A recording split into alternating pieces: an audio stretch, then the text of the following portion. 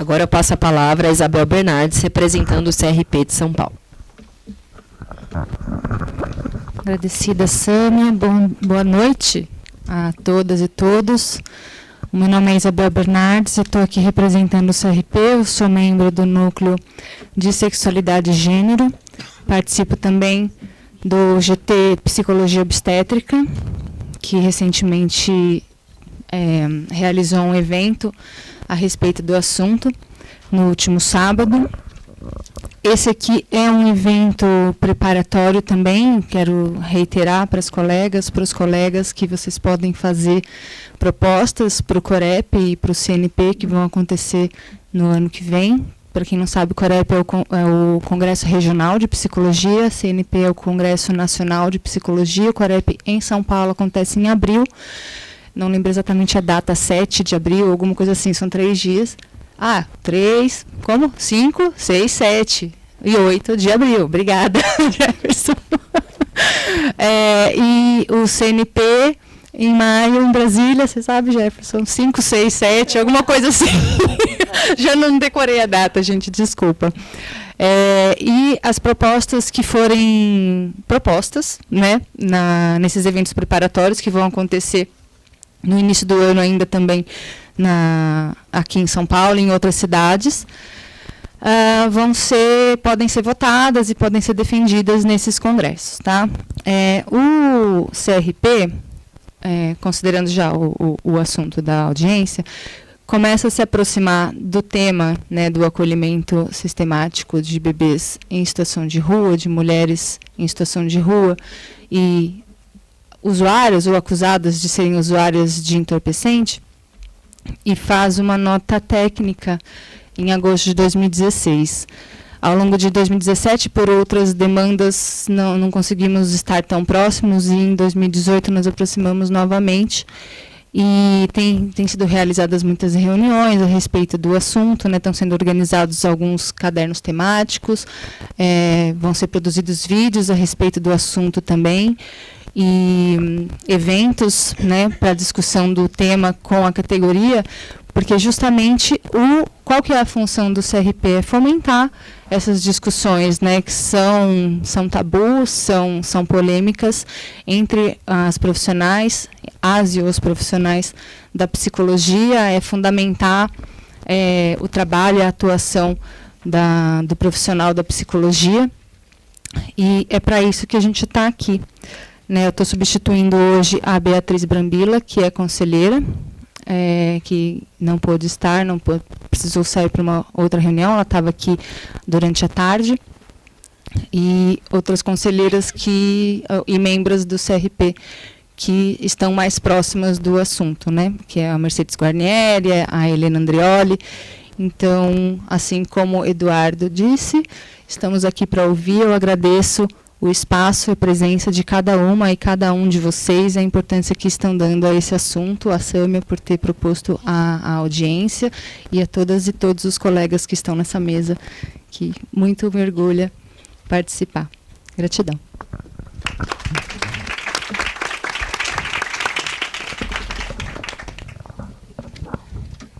Agora eu vou passar a palavra a Thaís Dantas Nascimento, representando o Instituto Alana. Acho que tem. Bom, boa noite a todas e todos. É uma alegria estar aqui presente nesse momento. Acho que isso é muito representativo dos avanços políticos na garantia dos direitos de crianças e adolescentes que a gente pretende construir aqui no município de São Paulo, especialmente nessa temática de maternidade e infância na rua. Acho que vale dizer do envolvimento do Instituto Alana com a Clínica de Direitos Humanos Luiz Gama, especialmente no financiamento dessa pesquisa, e o que motivou estarmos envolvidos nessa iniciativa.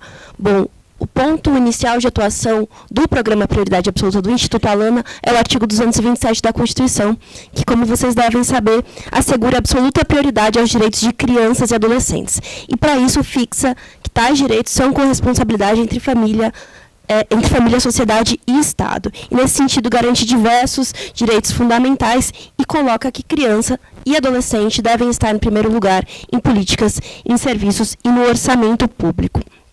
Nesse contexto, como o doutor Eduardo citou, houve a aprovação do Marco Legal da Primeira Infância, que fez diversas alterações que foram importantes para a garantia de determinados direitos. Acho que vale sempre a pontuação de que não estamos falando aqui em privilegiar uma faixa etária em detrimento de outra, ainda que esse discurso exista assim, de maneira bastante forte na sociedade, mas sim de uma compreensão de que toda criança e de que todo adolescente é prioridade absoluta, mas que ao mesmo tempo é também estratégico olhar com atenção para essa faixa etária que vai até os 6 anos de idade.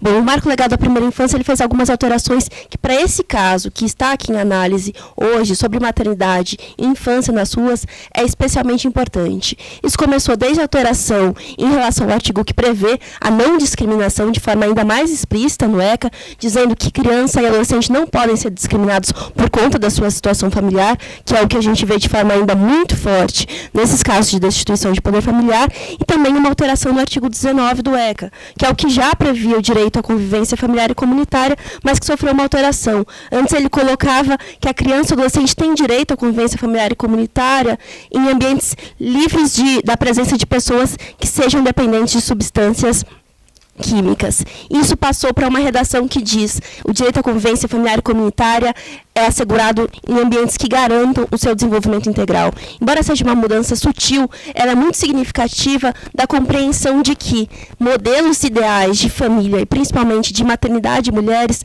não devem mais ser o verdadeiro guia da garantia dos direitos de crianças e adolescentes. Porque é necessário entender, na verdade, que a convivência familiar ela é a condição para diversos direitos de crianças. Então, se a gente está falando sobre direito à saúde, por exemplo, a partir do momento em que há uma privação dessa convivência, eu estou afetando a amamentação, eventualmente eu estou colocando essa criança num cenário de estresse tóxico, que é esse cenário em que a criança é submetida a violações constantes e recorrentes, sem a presença de um adulto de referência, de um cuidado, e com isso ela pode sofrer diferentes danos. Estou falando de prejuízos à educação em decorrência da falta dessa convivência, por conta do papel essencial que a família, inclusive, especialmente, a mãe desenvolve nessa socialização. Então é importante entender que a convivência familiar ela é chave para a garantia de diversos direitos de crianças e adolescentes.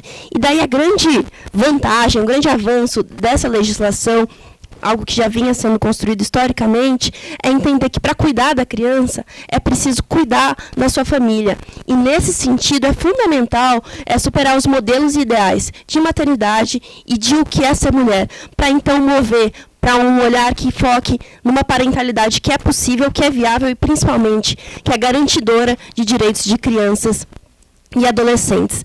E daí nesse cenário, direito de mulher e direito de criança não são oponíveis, mas, em verdade, eles devem ser conciliados, porque só assim é possível garantir direitos de crianças, só olhando também para a garantia dos direitos dessas mulheres. Então, a primeira reflexão que é importante colocar aqui, e com base na pesquisa da Clínica de Direitos Humanos, é compreender qual é a lógica que permeia as políticas públicas vigentes para as mulheres e crianças que estão em situação de rua e identificar como isso é contraditório, tanto com o que a legislação coloca, e especialmente com o bem-estar da criança e do adolescente, com o fato de que a gente tem que assegurar, sim, o melhor interesse dessas pessoas sempre em primeiro lugar.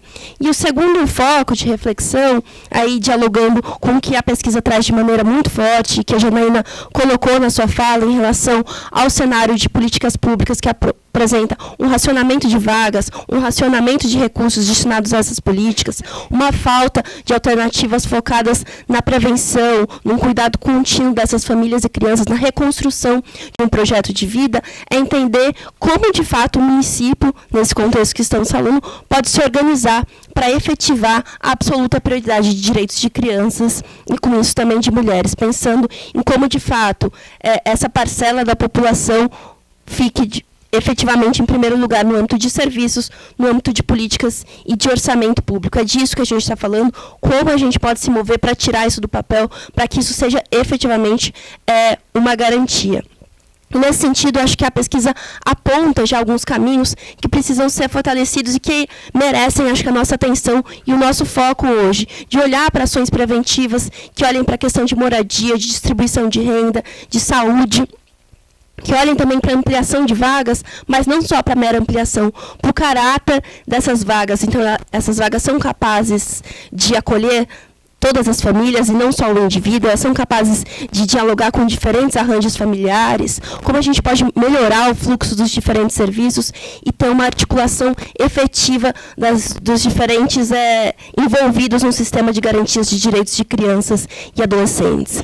E, por fim, um terceiro foco, que acho que vale bastante a nossa atenção, é focar também na transparência dos dados e das políticas nessa temática. Então, como isso é importante para a gente entender qual é o cenário vigente aqui no município e, a partir disso, poder desenvolver o controle social e a gestão participativa. Então, esses 3 focos: olhar efetivamente de maneira conjunta para direito de mulher e criança. O segundo foco, ampliar e aprimorar essas políticas públicas para que, de fato, criança e adolescente seja em primeiro lugar em políticas, em orçamento, em serviços. E um terceiro foco, que é melhorar a transparência para fortalecer o controle social, são fundamentais no nosso debate. Então, são essas contribuições e reflexões iniciais que eu deixo e a gente continua juntos nesse debate. Muito obrigada.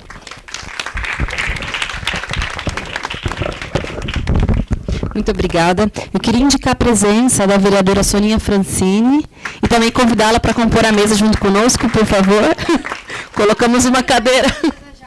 Imagina, fique à vontade, por favor. Até convidá-la também para fazer uma fala, se preferir, depois das demais convidadas, está bem. Então, agora eu passo a palavra para a Bruna Angotti, que representa o CADU, que é do Coletivo de Advogados em Direitos Humanos do Mackenzie. Obrigada. Bom, agradeço imensamente o convite da Clínica Luiz Gama e do CRP para compor essa mesa. Eu sou fã absoluta do trabalho do Luiz Gama. Tive a oportunidade de debater a pesquisa no lançamento e eu tenho certeza que a Janaína me convidou porque a temática com a qual eu trabalho, tanto nas minhas pesquisas acadêmicas, quanto na minha militância, que é o aprisionamento de mulheres e maternidade em situação de prisão, dialoga muito com a temática das mulheres mães em situação de rua. Existe um fluxo entre a rua e o cárcere que a gente não pode ignorar, né, e que são, né, essas mulheres que vivenciam essas vidas precárias, né, para usar a expressão da Judith Butler aqui, são essas mulheres que estão numa linha de frente da vulnerabilização e precariedade perante o sistema de justiça criminal e perante o sistema de justiça como um todo. Então, eu parabenizo o evento, achei fenomenal toda a organização, todas as mesas. Infelizmente não pude estar presente o dia todo, mas eu acho que o que eu vou trazer é breve, mas principalmente diz respeito a um termo cunhado pelas pesquisadoras Laura Matar e Simone Diniz, que diz respeito a uma ideia de hierarquias reprodutivas, né? Então, existem maternidades melhor exercidas do que outras, existem maternidades mais respeitadas do que outras.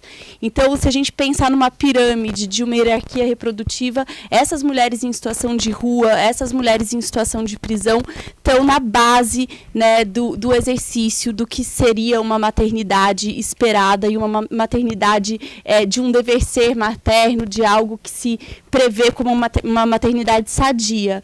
Então, justamente por estar ocupando esse lugar, né, na pirâmide da hierarquia reprodutiva tão baixo, essas mulheres, né, recebem o que há de pior do Estado e recebem as piores respostas. Eu costumo dizer que essa é uma das respostas mais fáceis, né, retirar a criança da mãe.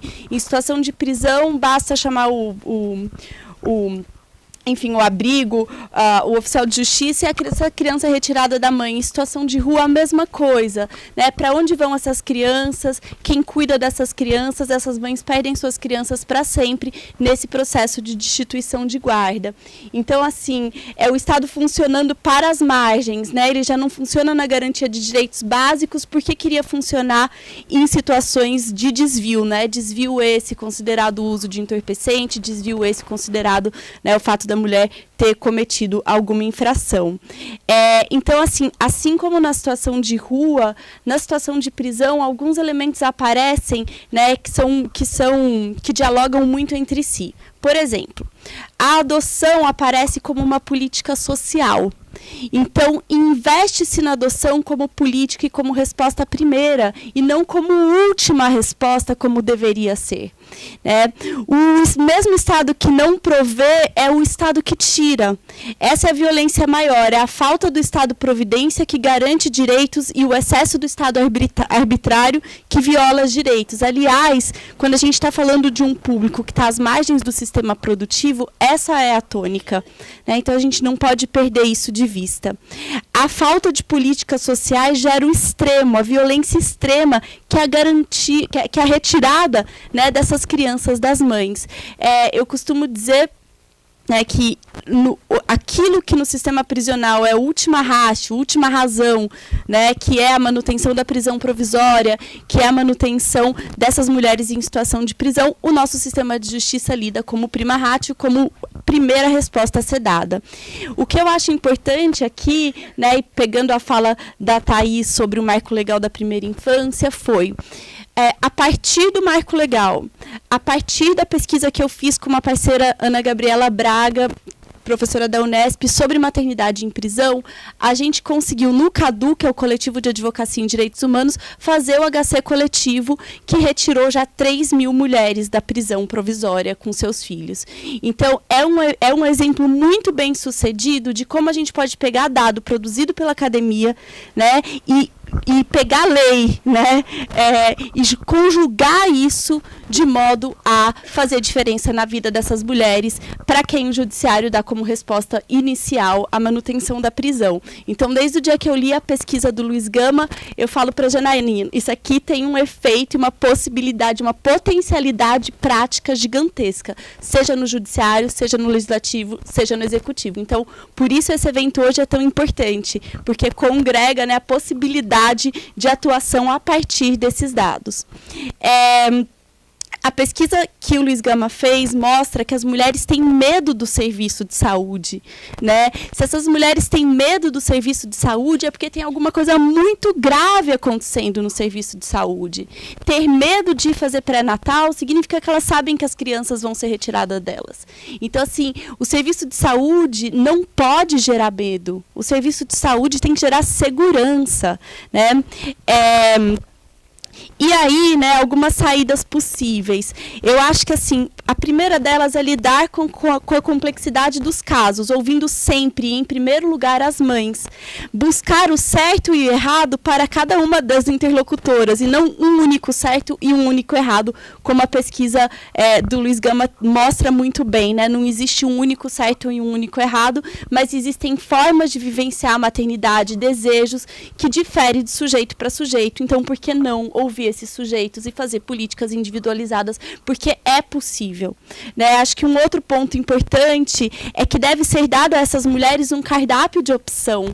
Eu sei que vocês devem estar me olhando e falando, esse mundo lindo do dever ser, da academia, mas não é. A gente consegue, né? O HC é uma prova, o HC coletivo do CADU é uma prova de que é possível a gente mudar e inverter o sinal, né, e as regras do jogo.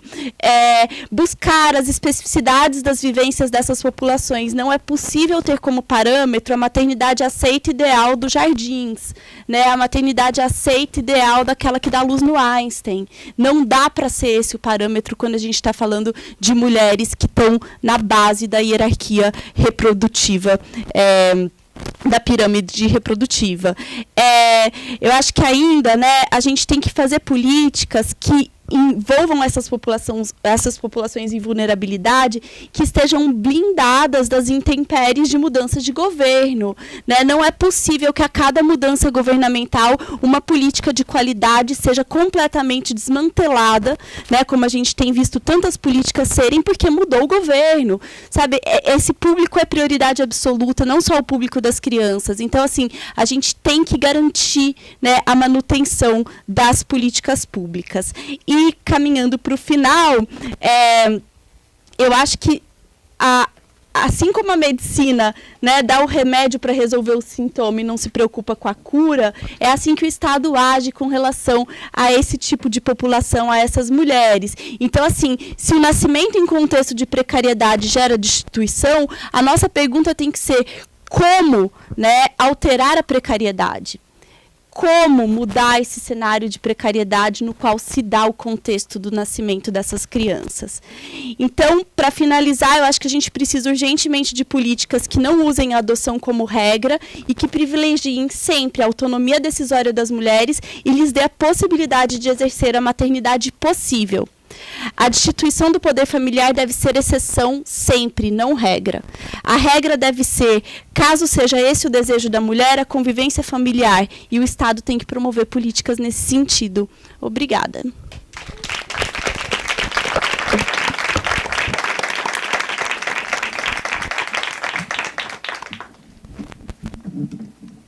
Muito obrigada. Agora eu passo a palavra para o Alcir Neto, representando a Secretaria Municipal de Direitos Humanos.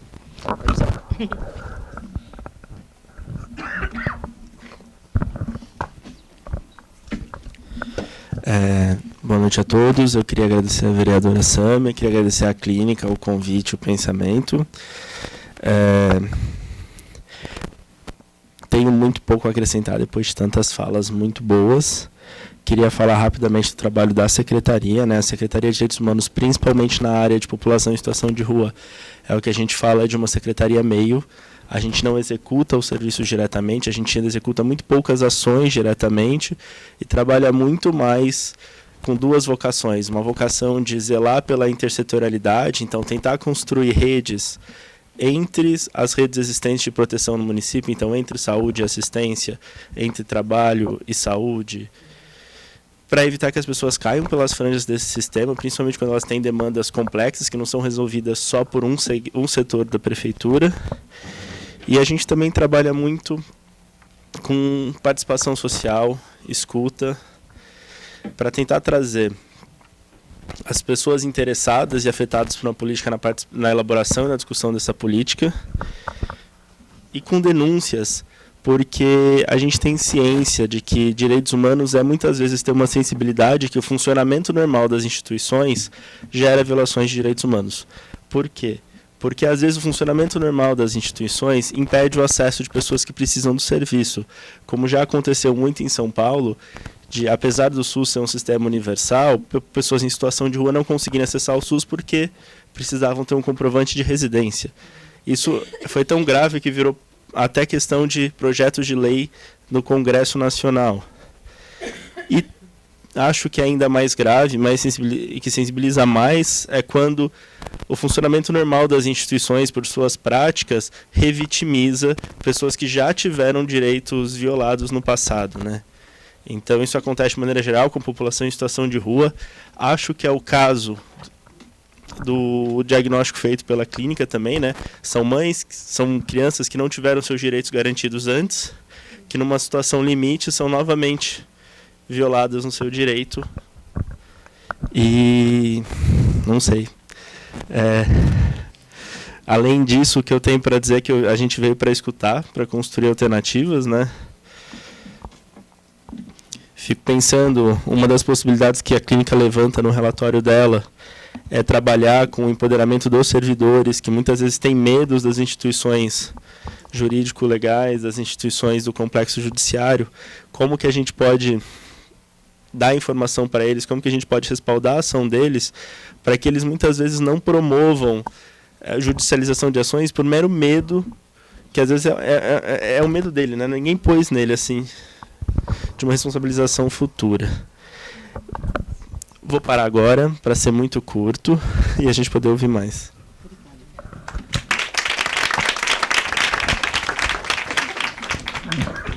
Muito obrigada, Alcir. Só para comunicar que nós fizemos o convite também para a SMADS, né, que é a Secretaria Municipal de Assistência e Desenvolvimento Social, só que não nos enviaram nenhum representante, que também seria muito importante para saber como, de fato, é o procedimento a partir da rede de acolhimento na cidade. Mas, infelizmente, não enviaram novamente nenhum representante. Mas vamos dar prosseguimento para a nossa audiência, passar a palavra agora para a Deise César Franco Bernardi, representando o Movimento Nacional de Proteção Integral.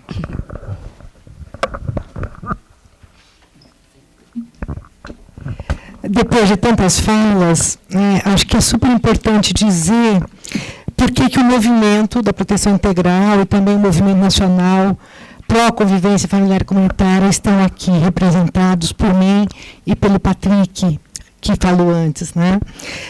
Nós fazemos parte de um coletivo que reúne profissionais e várias entidades nacionais que se constituiu a partir da resistência a um projeto de lei que queria retirar do Estatuto da Criança e Adolescente a questão das medidas protetivas e reduzir o Estatuto à questão das medidas socioeducativas para adolescentes com prática infracional. Esse coletivo passou a se reunir e a discutir o que significa o movimento pela proteção integral. Eu tenho até uns slides aí, se a gente puder abrir, só para a gente poder ver aí o símbolo da... Aí, deixa eu ver.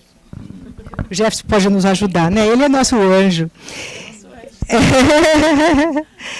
Em nome desse movimento, eu queria dizer, acabamos de falar, né, como empoderar e dar mais força aos profissionais da base, aqueles que estão diretamente relacionados com as crianças, aqueles que operam as leis, né? Como é que a gente faz esse distanciamento entre lei e realidade diminuir, né? E eu tenho um negocinho aqui que acho que ajuda. Então, pensando nisso, lá o movimento da proteção integral, ele desenvolveu uma campanha, que aliás hoje foi o dia dela, que é Juntos em Defesa do Estatuto da Criança e do Adolescente. Por quê? Porque a gente entende que o Estatuto, ele é, na verdade, a grande realização da Constituição Federal, no seu artigo 227. Não há como a gente deixar de pensar que aos 70 anos da Declaração Universal dos Direitos Humanos, 30 anos da Constituição Federal e 28 anos do Estatuto, a gente esteja, nesse momento, precisando defendê-lo, não só dele não ser jogado na latrina, como se disse, mas muito mais do que isso, que a gente possa recuperar o sentido do que é proteção integral. Para a gente entender o quanto o Estatuto dispõe não só da qualidade dos direitos humanos que crianças e adolescentes têm, na medida que passam a ser reconhecidos como sujeito de direitos, ao incorporar no Estatuto e na Constituição os princípios da Convenção Internacional dos Direitos da Criança. Então, entender a criança como sujeito de direitos não é entendê-lo separadamente do seu contexto familiar e comunitário. E eu acho que o grande avanço que o ECA nos traz e que nos pede para manter é entender que as medidas protetivas são aplicáveis tanto à família quanto à criança. E que elas estão previstas no Estatuto. E que trazem não só quais são os direitos, mas como realizá-los através de uma articulação das políticas sociais públicas e a sociedade civil organizada. Ocorre que esta articulação entre políticas sociais e sociedade, ela precisa estar mais clara, não só na transparência dos dados e dos números, mas também na transparência das próprias relações. Na medida em que a gente tem hoje, né, dito claramente, tanto na Constituição quanto no Estatuto, que a criança é prioridade absoluta e que isso implica numa primazia de atendimento, que isso implica numa prioridade no orçamento público, nós precisamos saber como é que está o orçamento público em cada política social básica em relação à criança. Por que em relação à criança? A criança pode estar sendo vista separada dessa mãe que lhe deu a luz? Não. Aí que está a grande perspectiva desse encontro. É que a gente precisa pensar essa criança a partir da sua própria constituição como sujeito. Como é que foi a sua gestação? Que emoções ela viveu no ventre desta mãe? Que preparo essa mãe tem para receber uma criança se ela já sabe que essa criança não será dela? No Estado que não só a coloca na rua, mas retira o seu filho com a desculpa que essa criança não pode ficar na rua.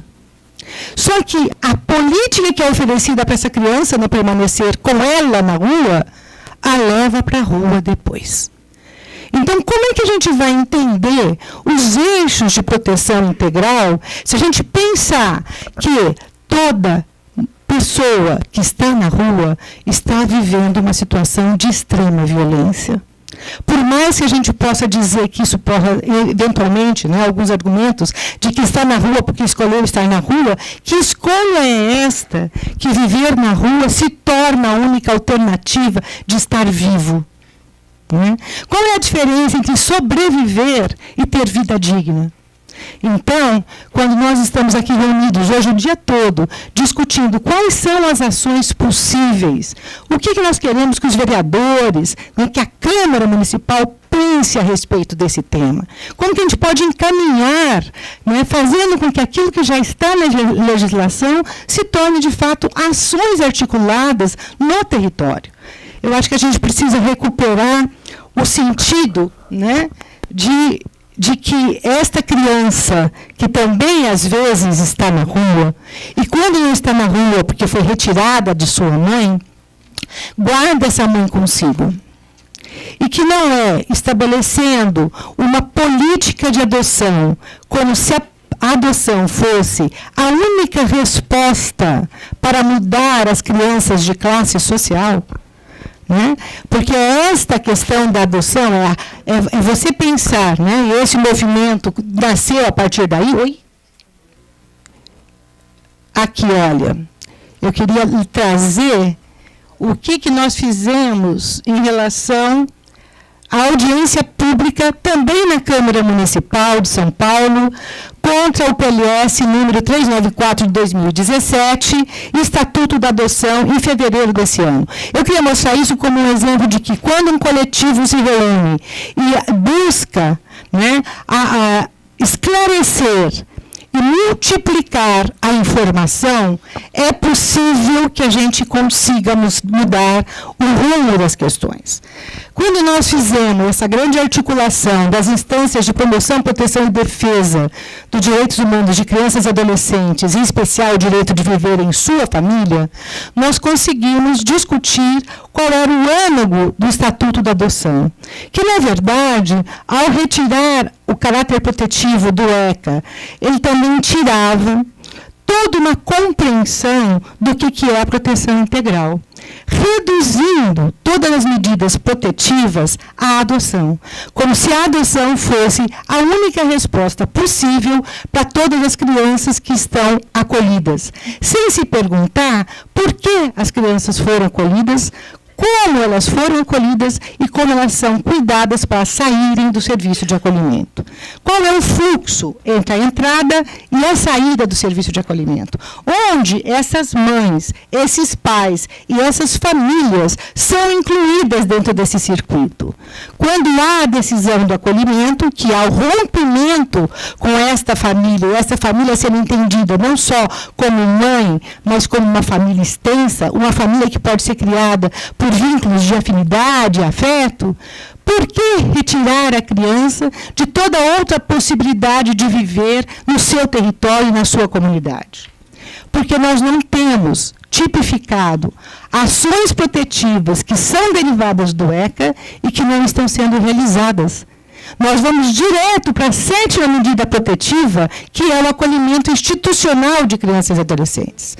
Quantas medidas antes delas nós teríamos para ser utilizadas e que não o são?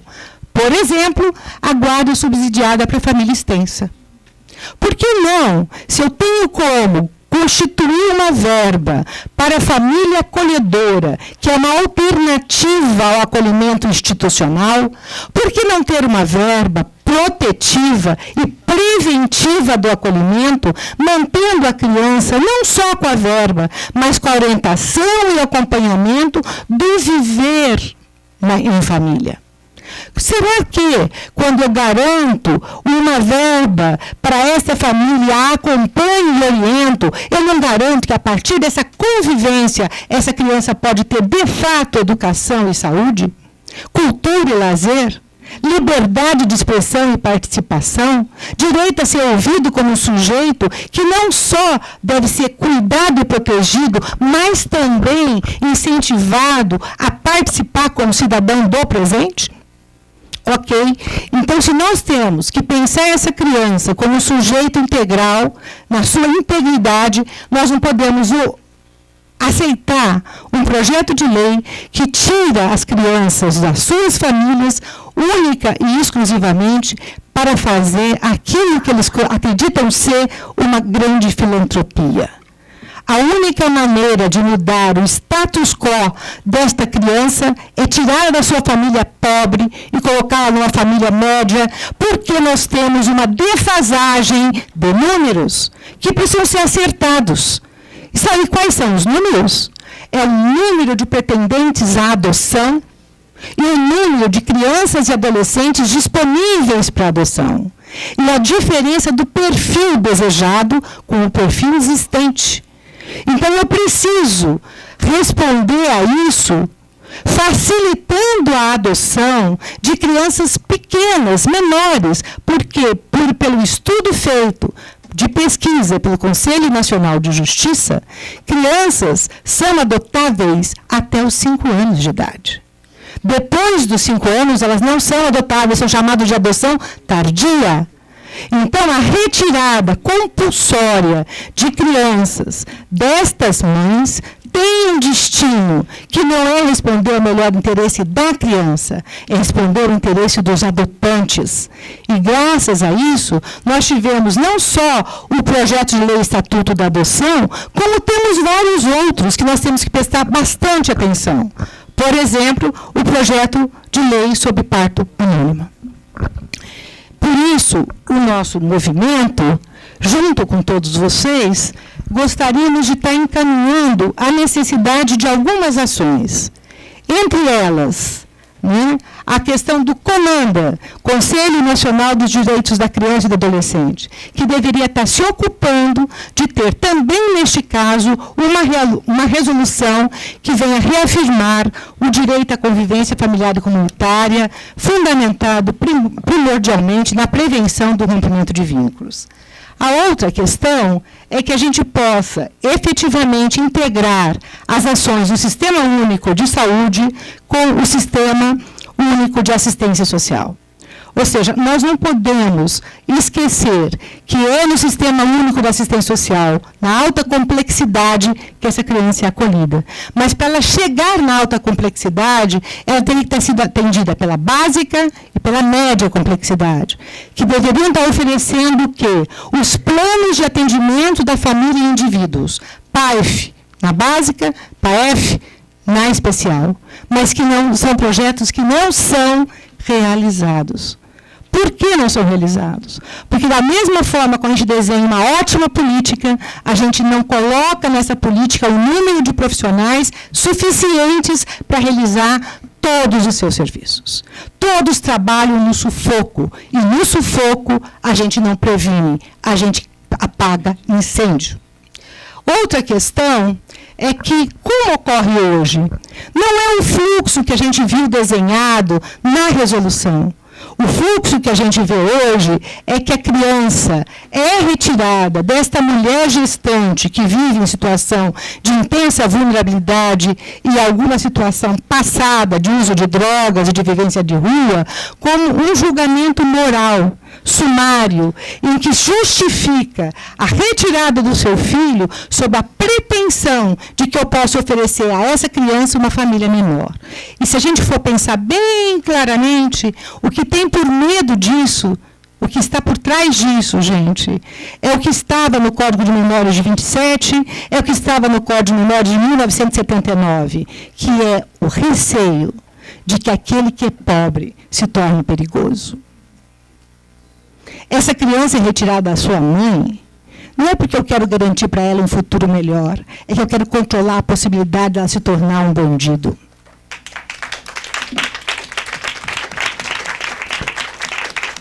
E, por fim, quais as políticas de proteção social às mulheres, gestantes de mães e seus filhos em situação de rua?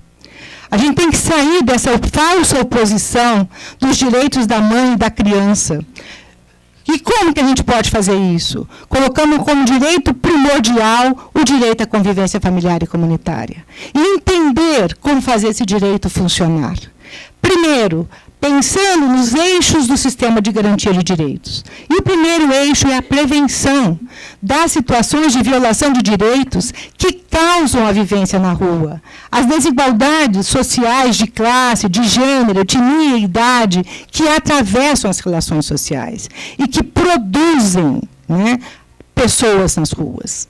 A outra é que a proteção para a criança, existem medidas de proteção que têm que ser conjugadas entre a criança e a sua família. Por isso eu concordo com o Eduardo quando ele diz que a retaliação de faixas etárias, né, e dando prioridade à primeira infância, embora traga um conhecimento muito importante do que significa as estimulações primeiras e primárias no desenvolvimento de uma criança, também desresponsabiliza um Estado que já é irresponsável em relação a todas as faixas etárias.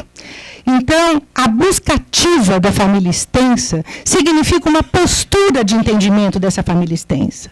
Não é só estar na lei, é estar na compreensão dos profissionais. O que significa chegar na casa do outro? O que é buscar ativamente o outro?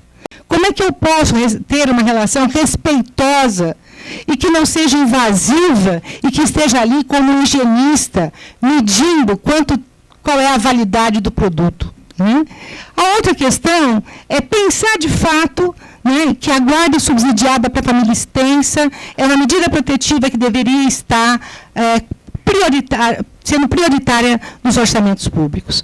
A questão do acolhimento conjunto mães e filhos, que como nós vimos aqui pela experiência de Campinas, pela experiência de Curitiba, é uma alternativa extremamente interessante e importante, porque ela também faz uma questão que a gente ensinou as famílias a pensar. Nós tivemos, durante toda a ditadura militar e durante toda a duração, até 1990 do Código de Menores, que as famílias eram incapazes de cuidar. Essa representação foi incorporada, esse estigma está como uma tatuagem na vida das mulheres, na vida dessas famílias. Como retirar a tatuagem sem dor?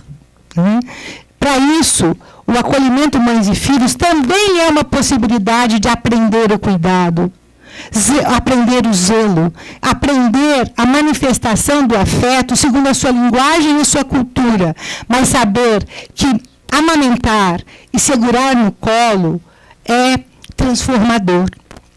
E isso vale tanto para a aprendizagem mãe e filho, quanto para aqueles que estão no serviço de acolhimento cuidando diretamente das crianças.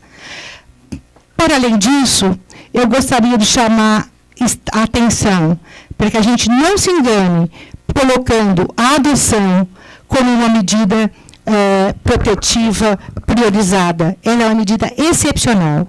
Nem toda criança que está acolhida quer ser adotada. Existem várias formas de manter a sua família.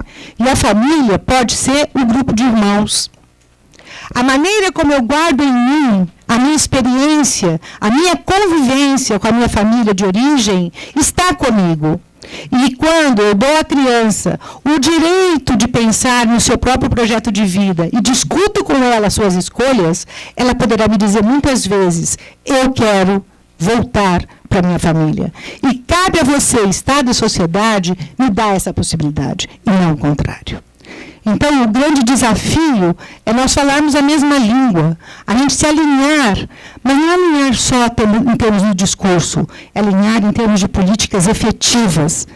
É ter leis avançadas, mas ter uma realidade que possa ser efetivar essas leis, na realidade. E quem efetiva as leis na realidade somos nós. Somos profissionais que arregaçamos as mangas para fazer com que isso aconteça. E enquanto nós não nos relacionarmos com as famílias e com as crianças, como parceiros na construção das saídas, e não como objetos da nossa investigação, da nossa ação, vai ficar complicado fazer saídas que eles entendam e estejam junto. Então, a primeira mudança é pensar que eles são nossos parceiros na construção de saídas para suas próprias vidas, porque isso é emancipação. Isso é acreditar na sua capacidade de resolução. Então, a minha contribuição com o movimento por proteção integral é de que é movimento. E movimento é ir junto. é ir junto na mesma onda, que às vezes avança, às vezes recua, e quando recua, a gente é resistência. Obrigada.